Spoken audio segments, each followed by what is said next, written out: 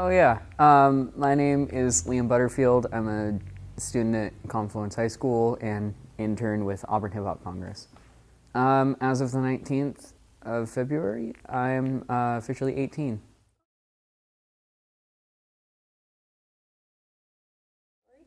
Oh yeah. Um, so a lot of this kind of started. If I were to go from the very beginning of it, it would probably be around like sixth grade kind of area.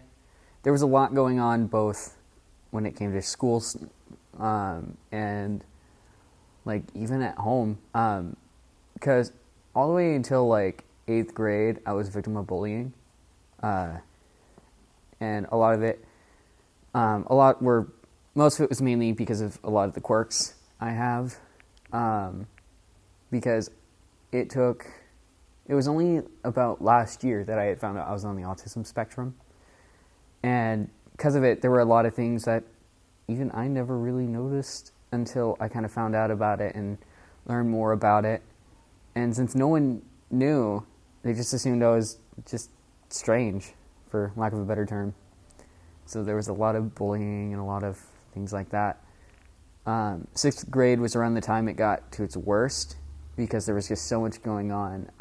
My parents had finally had decided to get a divorce. Not long after the school year had happened, my brother had gone through a suicide attempt, and I was the one that had found him. And it was like one thing after another, and it kind of culminated into me finally just getting to a breaking point where I myself had begun to self-harm. And from there, it only just got worse. The next year, seventh grade, I had found out that my grandfather, a person that very much was more of a father figure to me than even my actual dad, was diagnosed with cancer. And seeing how at first it went from like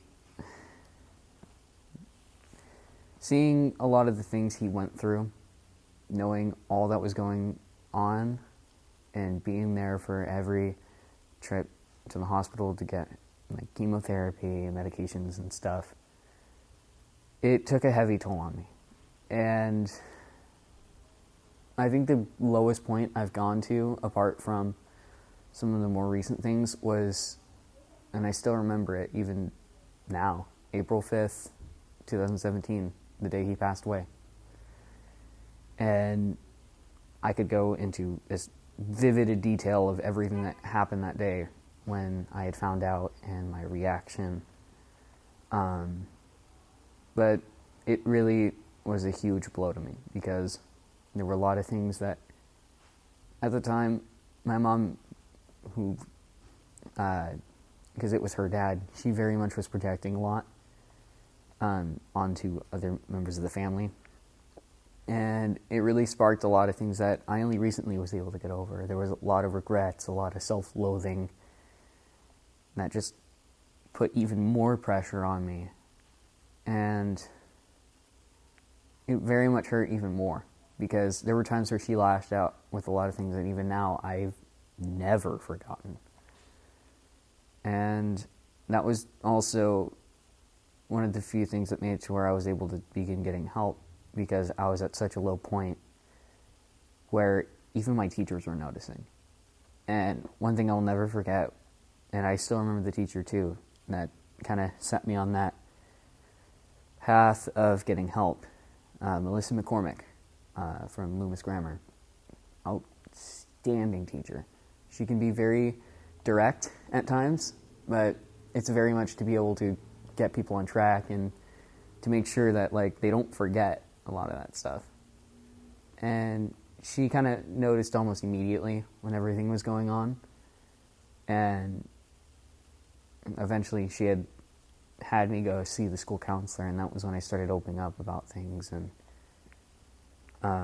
that was when I had started to full-time kind of once a week attending there, going to the counseling stuff. And by the time 8th grade had hit, it definitely wasn't as bad but there were still a lot of bad things. By the end of that year, as I was going through anxiety and even some substance abuse problems, I'm not proud to say this, but by the end of that year, I had about 10 suicide attempts. And it only got worse from there, because freshman year hits, so much more stuff happens, and even was in a very toxic relationship. Like, it was only maybe a month ago that it fully hit me on a lot of it, of just being used for a lot of things, and realizing a lot of the things I deal with even now in like my current relationship, a lot of that really stemmed from it, and it only added more to it. And it kind of hit a peak last year, May 18th, 2020, where that was when COVID had really gotten bad. Everyone was pretty much just locked in their rooms. I had been isolated at the time for about almost 3 months by the time that had happened. And apart from long phone calls to my girlfriend, that was the only interaction I really had that was even remotely peaceful. And it got to a head because by that point, I was ready to take my own life. And I ended up calling her, opening up to her about it, and this is where I really give her a lot of credit for a lot of it, because she had told me either she got me the help by contacting my local law enforcement, having them do a welfare check, or having me admit myself. And the reason she did that is because even now, I am, I believe it's pronounced capiophobe, but I have a phobia of police officers due to a traumatic event with them. But because of it, she kind of really pushed to get me help due to a misunderstanding there because of certain practices that were being done, not to mention some of the things my family was assuming and everything. She wasn't allowed to contact me during it. And it got to a point where people like her, or my best friends, even, do you know how bad it was? Even my best friend that's known me for 10 years thought I was dead, because my parents refused to give anyone outside of the family any information. And my whole experience of it was just like, go onto the one bed couch thing. I never understood the actual term for whatever the hell it is. But go there, do the evaluation, and then it was just like next morning being transferred to a facility. I was sent to, I believe it's called Heritage in Vallejo, pretty far off from Eureka, and honestly, that kind of really showed a lot of the flaws of that system, because it was, sure, a lot of the things I could kind of understand. The problem is they, even if they truly do care, they were essentially, even if it was accidental, they were essentially dehumanizing the patients. I really didn't feel human at that point. I just felt kind of like a husk of what I was. I think the only thing that really kept me sane there was the one friend I really made there that, ironically, I accidentally got into contact after. And I only recently had stopped speaking to them, and that was mostly because of some conflicting stuff. But that was like the only reason I really stayed sane at that point, with lack of intention for a pun. And by the time I was discharged, 10 days had gone by, and I get home, it was like nothing had changed. My parents are still doing a lot of their stuff, especially the problems I was having with my mother. She was still very controlling. She still was very much, very, I don't even know kind of a way to describe it, but At that point, I kind of really saw a lot of the problems there, especially in my home environment. And I think one of the biggest silver linings, though, was I think one of the most helpful things was the DBT therapy I was set in. DBT is dialectical behavioral therapy, and coincidentally, the specialist they chose for me actually was the guy that did my first job interview. Really nice guy, super chill, and it was only like the last day I was there that I figured that out. It kind of felt weird at first because that whole thing was literally in like a halfway house.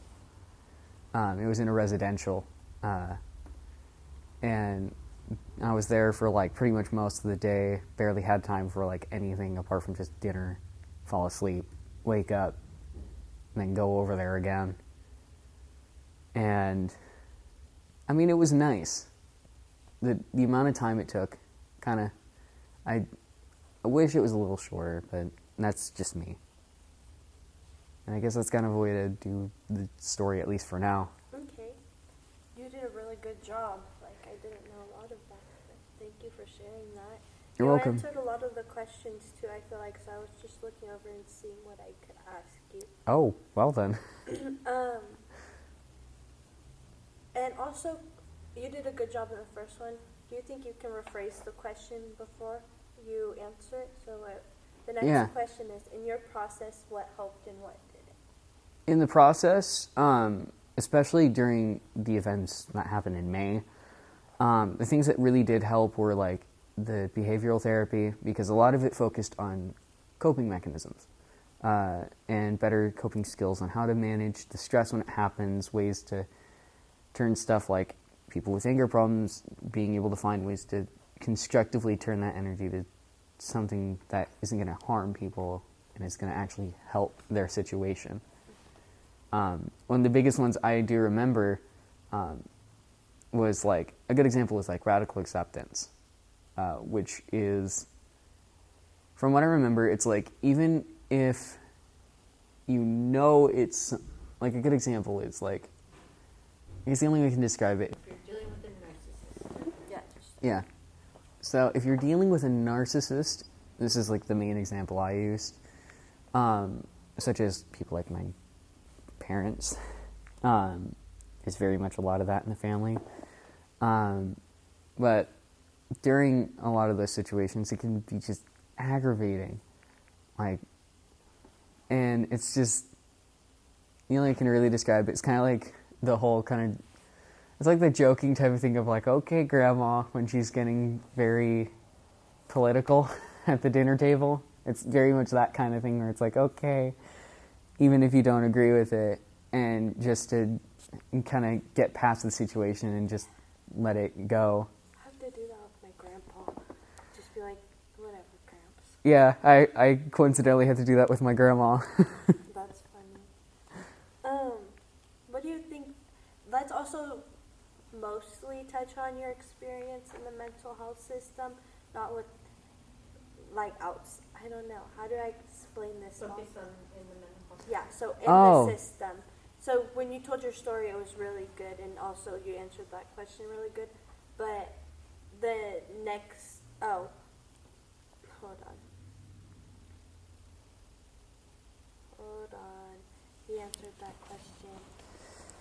So the next question I'm going to ask you is, did your experience in the mental health system deter you from getting help again in the future?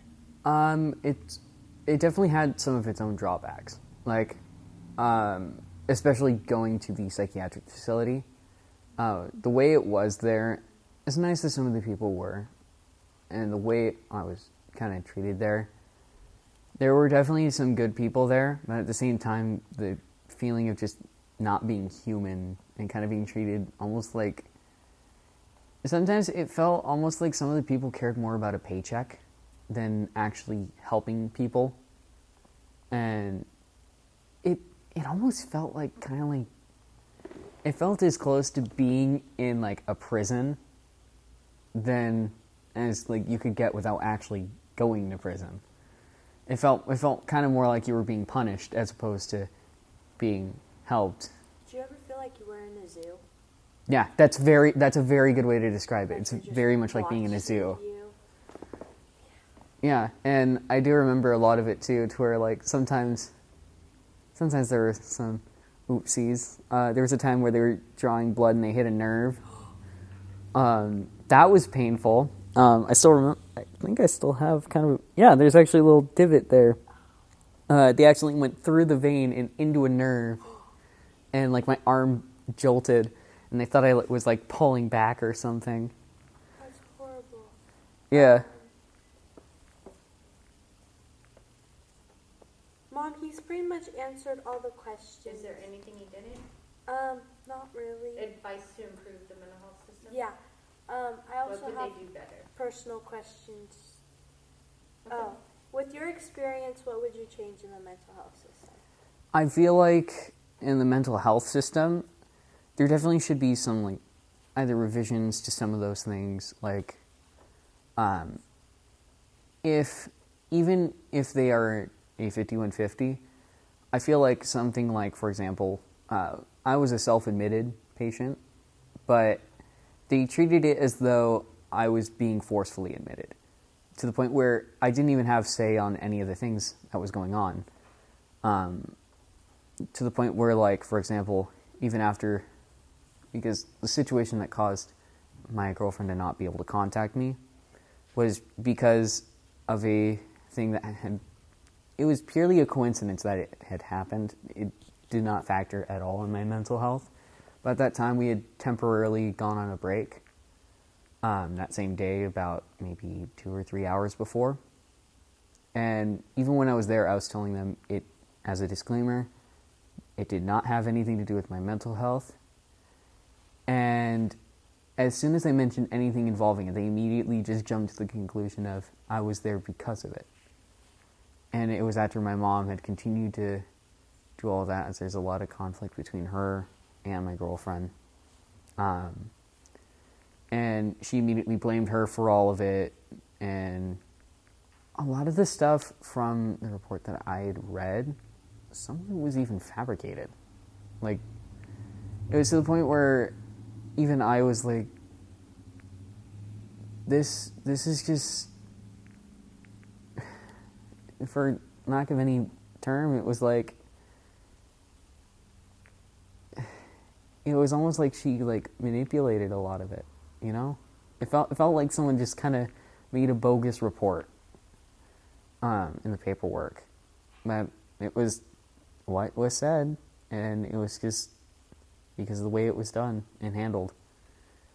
And I feel like if they are self-admitted and they clearly can show that they're competently like rational still, even if they are suicidal, then you should take their word on what's going on. And like in my example, I was very calm during a lot of it. I wasn't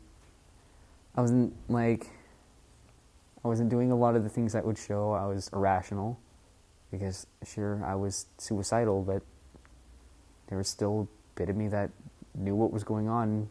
I still had a level head. And not only that, just a reminder that the people you deal with, no matter how much like they're going through or how many things have affected them, they're still human. And you got to remind yourself that sometimes when you're working doing that, because sometimes you get so used to seeing someone that has so many issues, for lack of any better term, that it's kind of hard to see some of it, because it's so, sometimes you can be so far from that kind of humanity that you do accidentally dehumanize. Yeah. And people just have to remember and remind themselves that they're still human, and you need to treat them still like they're human.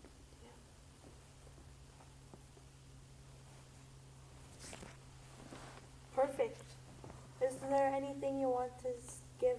Is there any advice you want to say to any teachers or decision makers in the system?